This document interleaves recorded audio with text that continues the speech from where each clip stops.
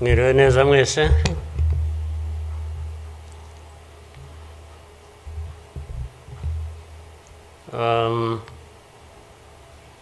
Ngira ngo biroroshye wenda kugira aho mpera.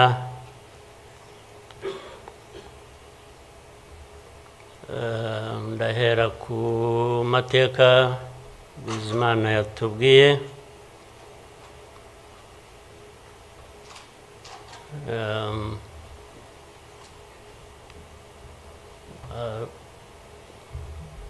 Arambuye afite ibimenyetso ashingiyeho, ariko ndagira ngo mbanze nshimire mwese abari hano mwaje kwifatanya n'igihugu n'Abanyarwanda, cyane cyane mwebwe abaturuka hanze mu bindi bihugu cyangwa abihagarariye hano mu gihugu cyacu.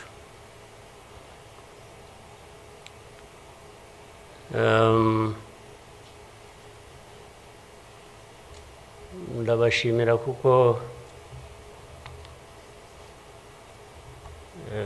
kenshi ko dusigaye tubibona ko bisigaye biri.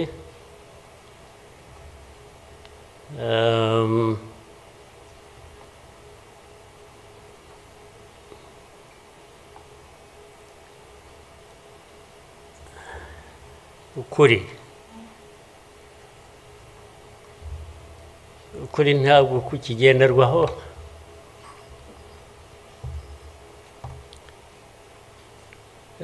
ni nacyo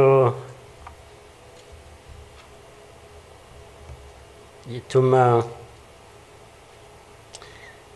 ariko reka mvugane, hari umuntu w'inshuti yanjye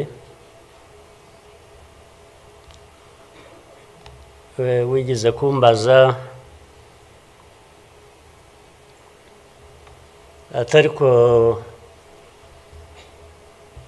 wowe nk'umuntu ubaho ute ugahuza bimwe, ndaza kubivuga mu rurimi rw'amahanga. Arambaza ati ubaho ute ugahuza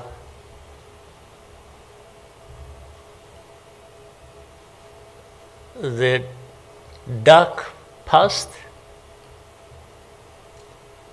and the cruel present.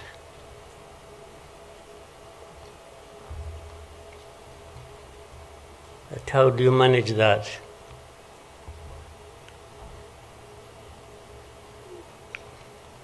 Ariko uko nabyumvaga ntabwo ari igihe yabazaga gusa, yabazaga u Rwanda.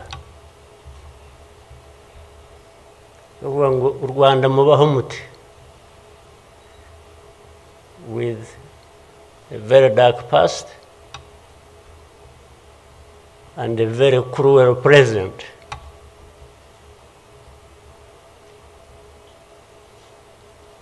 Icyo namushubije nuko from the beginning we were under an illusion that the two were siblings and we had to deal with them as such. You have to deal with the cruel present, knowing that it is very, very much related to the dark past. They are inseparable. So for us, we have a choice to make.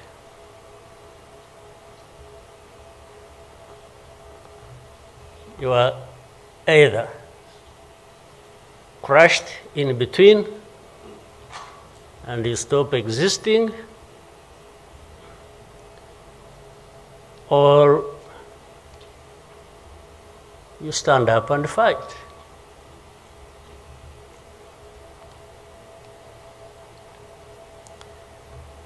When people are saying in the testimony that,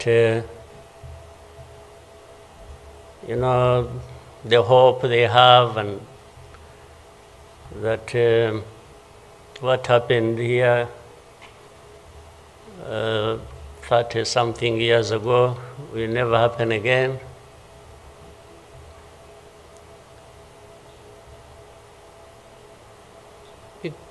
It won't be because of those who were responsible for that dark past will not try again, or are not even trying now again. It will not happen again just because there will be people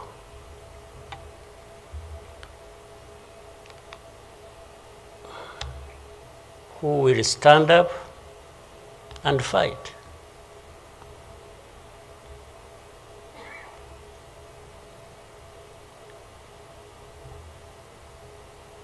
It's not because there are fewer people who wish to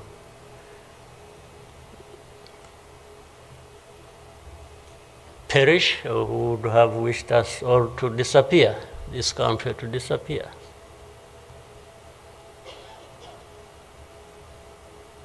But how can people accept that? How can people not stand up and fight? Because anyway,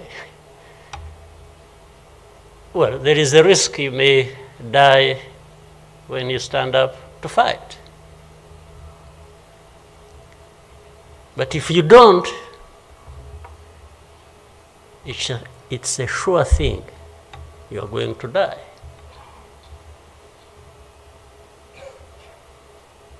So why don't I try the former? Why don't I try to stand up and fight with the chance that you might survive and live on your life as you want it, instead of giving up and you let people treat you as if for you to live, it's a favor that they are going to do for you. Why?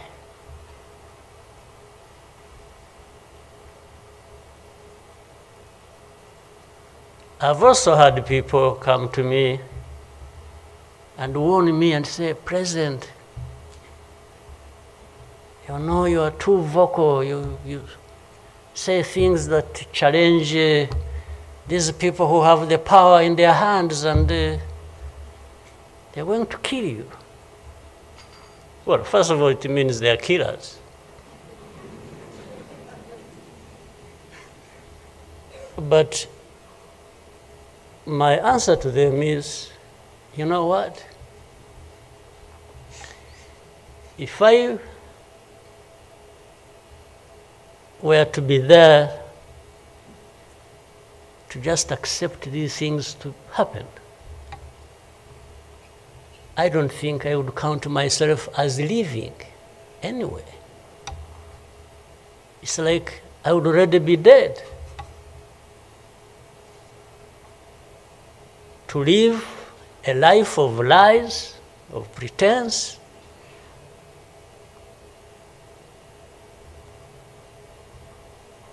and all my life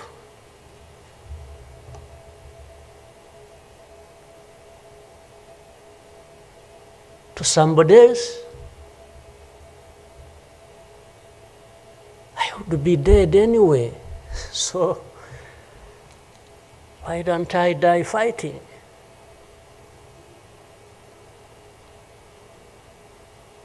So you Rwandans, why don't you die fighting? Instead of dying anyway, just dying like flies. Why? But my message goes to other Africans who live like this on a daily basis, who are dehumanized. And they accept it and they beg. I can't beg to live. I can't beg anybody.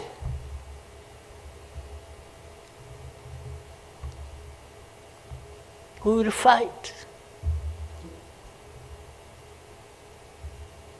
If I lose, I lose. But there is a chance.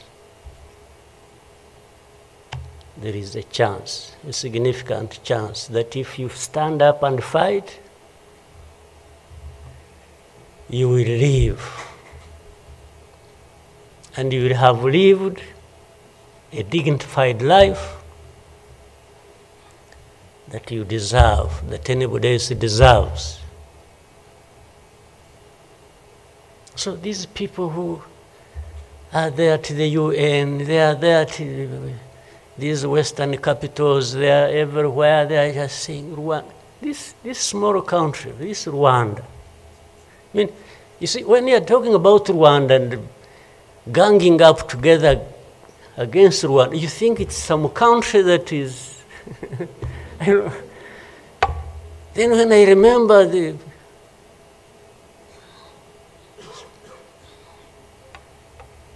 facts about it, I just imagine the world has gone amok.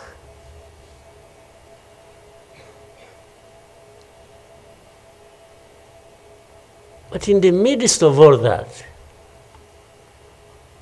we have to live.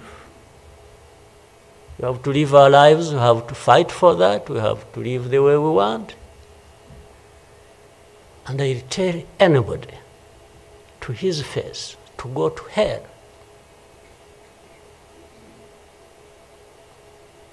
If anyone comes around and thinks they can, you know, they come and say, hey, we're going to sanction you. To what?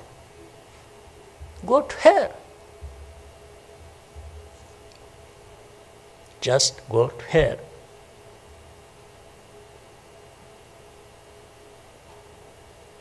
You have your own issues to deal with. Go and deal with your own issues. Leave me to mine. This is the spirit, I think, Rwandans must have in their daily lives.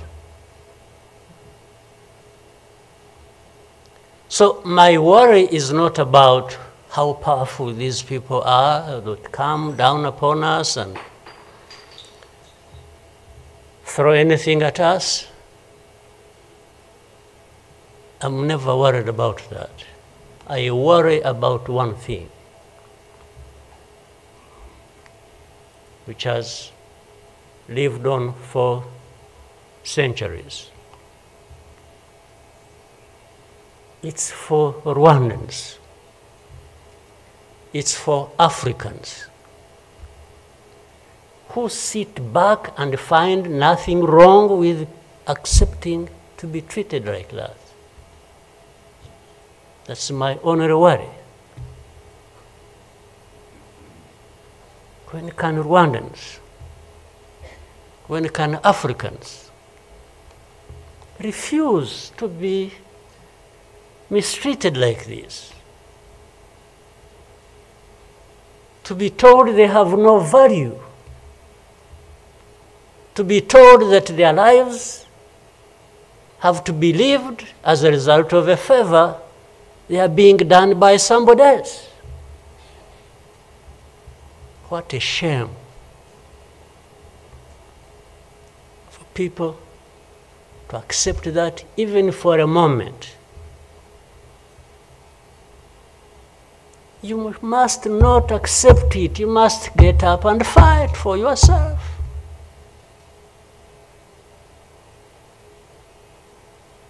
And then you have fools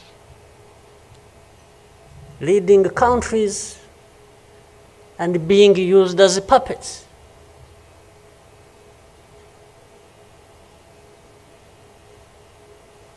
And they are stealing from their own resources, which they should be putting to the good use of their own people and develop them. They just put everything to their own use, find billionaires in a sea of poverty, millions of people going hungry, and their leaders, billionaires,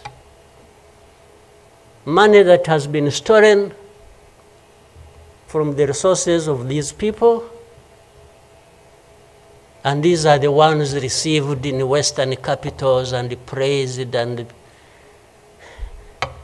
when, Rwanda is being crucified literally at the UN, everywhere, these are the ones who show up and everybody is doing their bidding.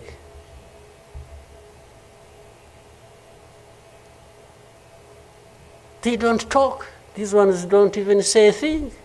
There is somebody to say it for them.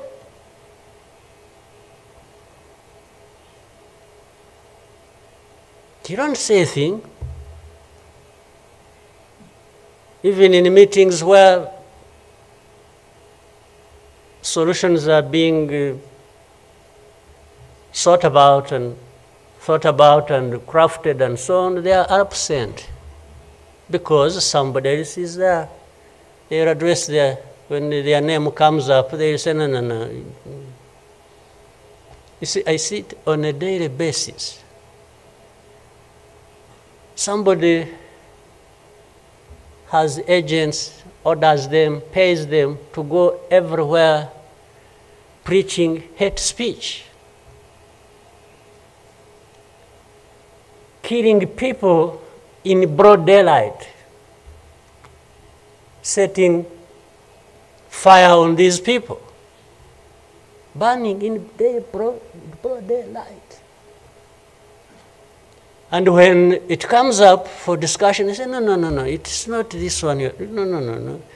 You see some other people, we look for them. But the person keeps coming up. He says, no, I will take the war to Kigali, I remove the government, these Tutsis, we are tired of them, like we were tired of them 31 years ago. Here. And it's okay.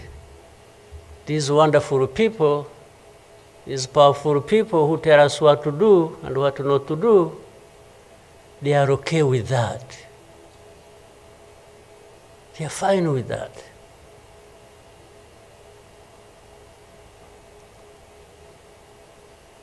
And they expect us to accept it also ourselves.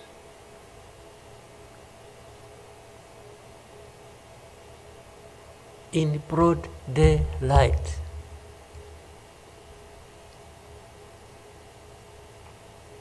Hate speech, killings of people for their identity, uprooting them from their homes, and most of them are refugees here in this country. We have 125,000 people as refugees who have been living in camps, uprooted from their homes in Eastern Congo. And then these powerful, good people come here and pick 1, 2, 3, another day 5, if there are many, to go and settle them in those beautiful countries of theirs. And they leave the majority here. And they expect us to be thankful that that's a huge gesture of generosity. First of all, they take them knowing that these are actually refugees from the neighboring country. They don't take them as Rwandans. They take them as refugees from Congo. Only that they are taking very few. They are not, I wish they could take all of them. Those who wish to go and resettle them. So the rest becomes my problem.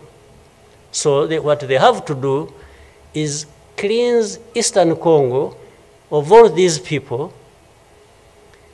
bring them to Rwanda,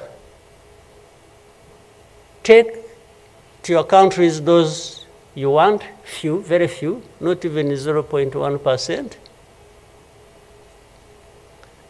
and the rest should remain Rwanda's problem. Because after all, these ones are Tutsis like Kagame. That's a simple conclusion. But ask yourselves, how did these people end up being across the border of Rwanda? Was it really done by Kagame? Was it done by Rwanda? No, for us, we are here lucky that we are alive, that we survived.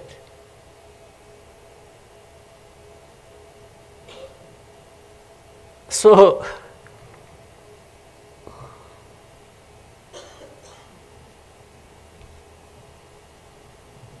but as I say this,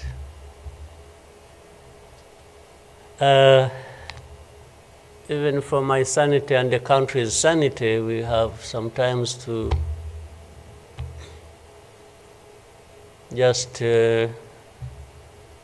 try to do things differently. Meaning, if you want to be helpful, if you want us to be partners, we are happy to play our part, and you can be sure you will find a reliable partner in us, irrespective of what we think about you.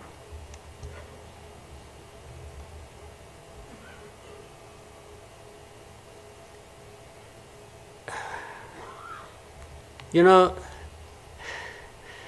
this whole thing you see every day, you know, you have heard of groups, what is it? Group of experts.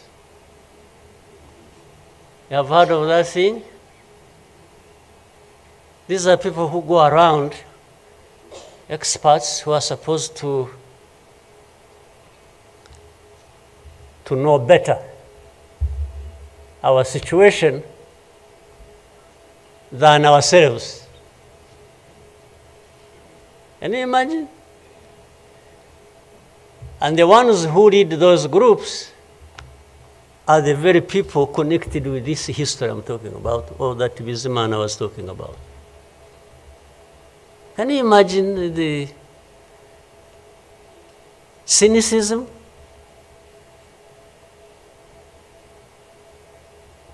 And this expert comes to me and asks me, you know, but this, So the whole thing about genocide, this ideology that has killed millions of people, has been turned into a problem of minerals. You know, it's okay. Let's imagine it's a problem of minerals now. Was it a problem of minerals in 1994? Which minerals were we fighting for here? Just imagine. Which minerals?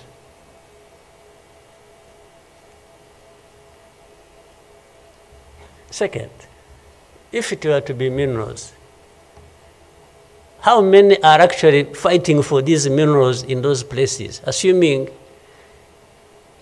you found evidence about Rwanda being implicated in what's happening in Congo for minerals in Eastern Congo. Are you really saying it is just Rwanda? Why don't you be brave enough to say Rwanda is invading our territory we have created for ourselves and is encroaching on the minerals we are also encroaching on in Eastern Congo? Why don't you be brave enough to admit that? At least to say that.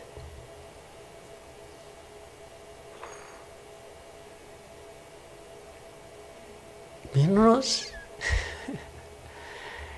If what is the allegations, if these allegations were true, you know what? Rwanda would be as rich as you are, those who make the accusations. We would not be needing your money at all. Which you give us nothing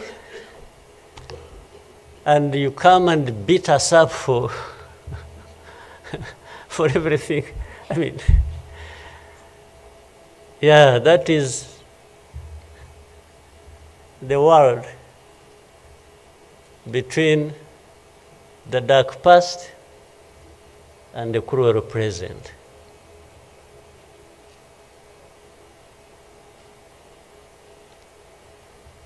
But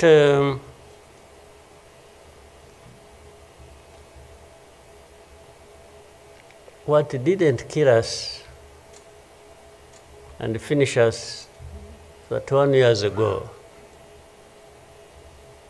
has hardened us, has prepared us for the bad things that will always come anytime these people want and wish. Honestly, I want to assure you, we will not die not fighting like last time.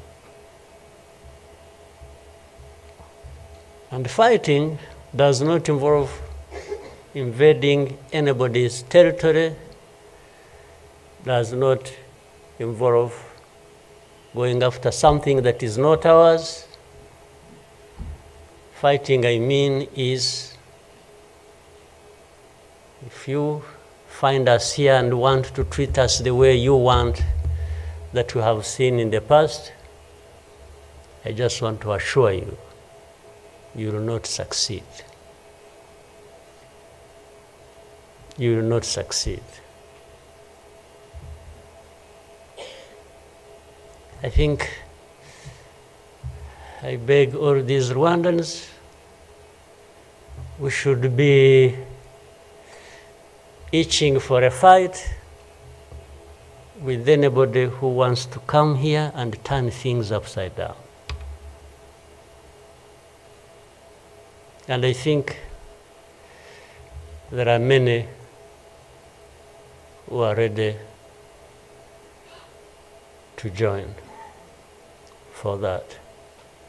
But for our friends, our partners, please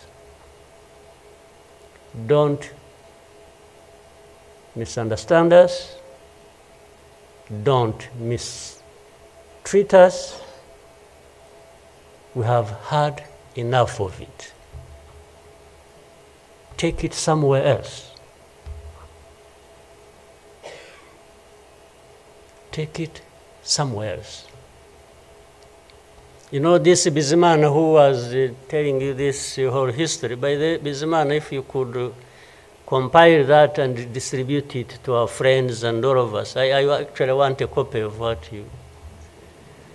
But I think you should give our friends and others, they need to... Much as in the cruel present, facts don't matter, evidence doesn't matter, the truth doesn't matter. What matters is what pleases you on any day, and doesn't matter what facts about others. But and I was saying this because this Bizimana made another presentation another time that involved the same people he was talking about. And the next day, from embassies, people came to him, threatening him. Yeah. You know, they even, they are so foolishly brave to just, you know, they went to him.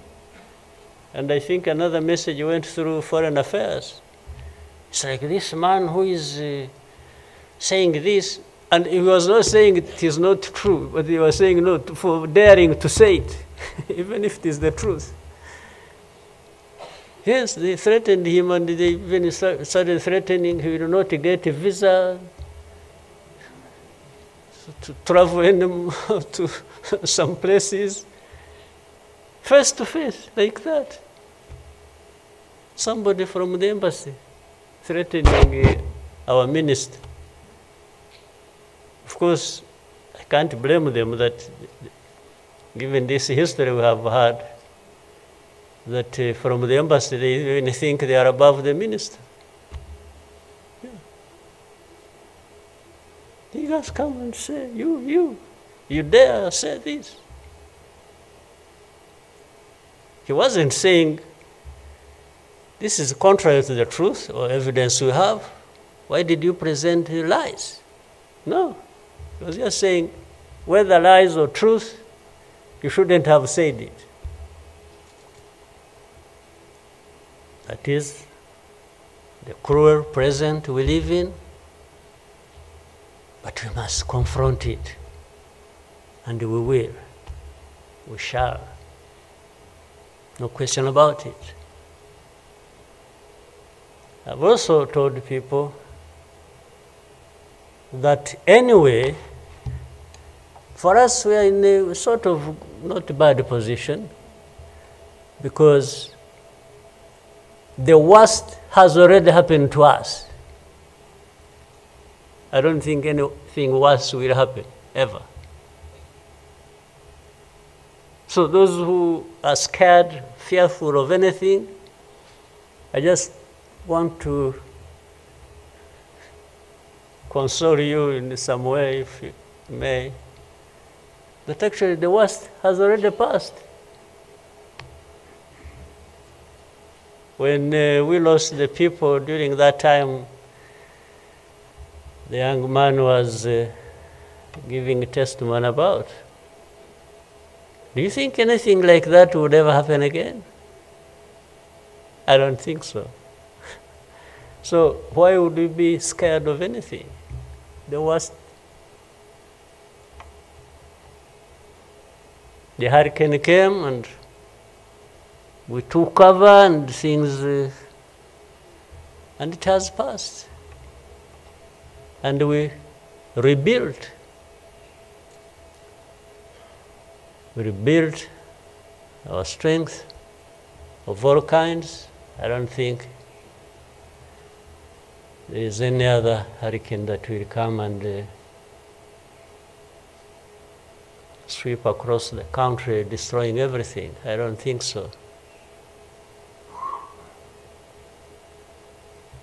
So And this day always reminds us of some of the things that I ignored and the facts that remember the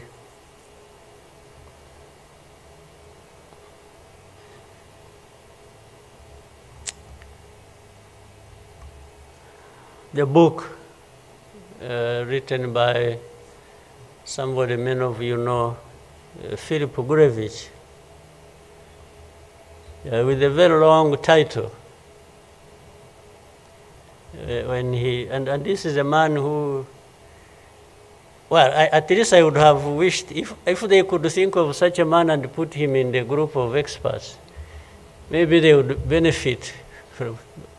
But you bring somebody just because she comes from a country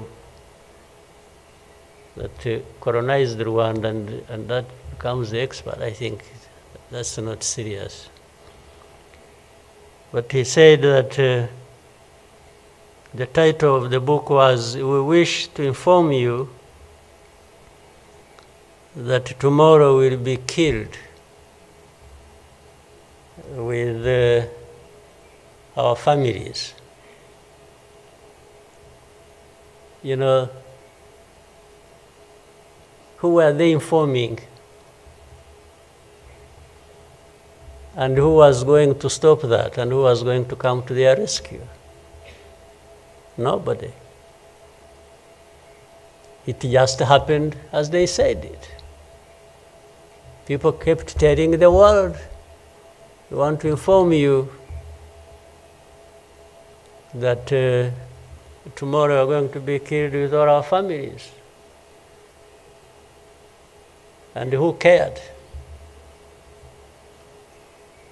And the families were killed indeed, including the family of the young man who was testifying here. Well, including our families, those of us standing here, who have been demonized every single day about our history. The history where there is a force that always has been attempting to turn victims into perpetrators.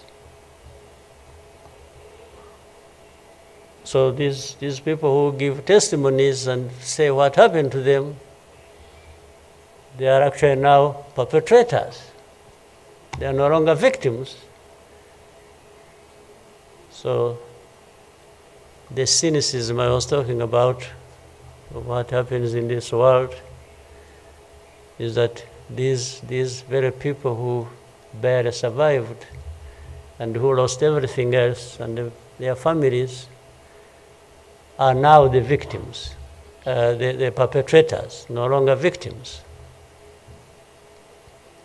That's what the world wants to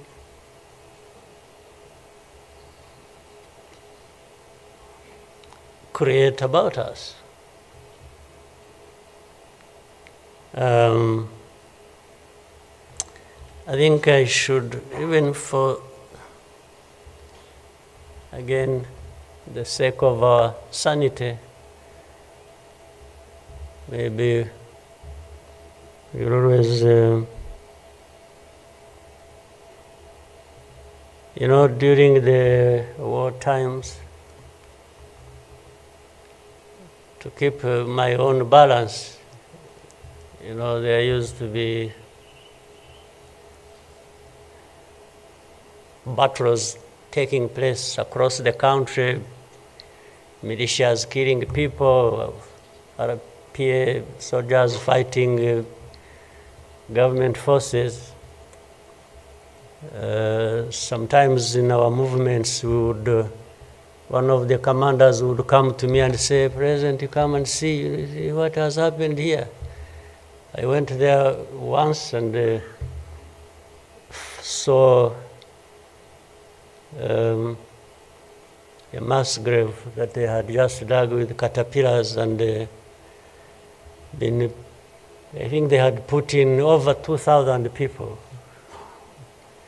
And from that lot, we found 12 people are still breathing. And we got them out. I was told the other day of the 12, I think they lived for some time, and then now they are remaining 7 out of 12. I kept following the story. 7 are still alive. I think 5 died of... But from that moment, I told the commanders that they should never bring my attention to this kind of thing. They should just handle it, and we agreed how they will be handling it. But I should never, I don't even need to be informed or, and the reason was simple. And that fortunately, such a moment of remembrance sort of takes you back into that. But the reason was I didn't want my judgment and my conduct of the war and the leadership I was supposed to be providing to be impaired in any way by the anger, by what you saw. So that's why I wanted to keep my own balance so that we go through so many things. But otherwise, if I kept seeing this,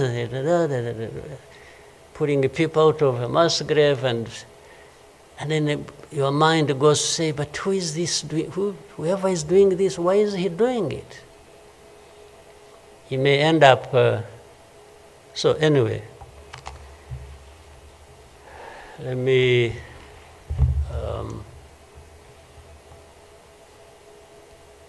end here. There will always be another day, another year to commemorate our lost people.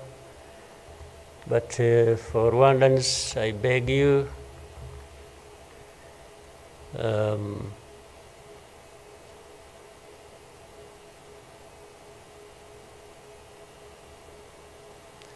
don't you owe your life to anybody else. And please have the courage to deal with the situation and moment as it is. Don't offend anybody,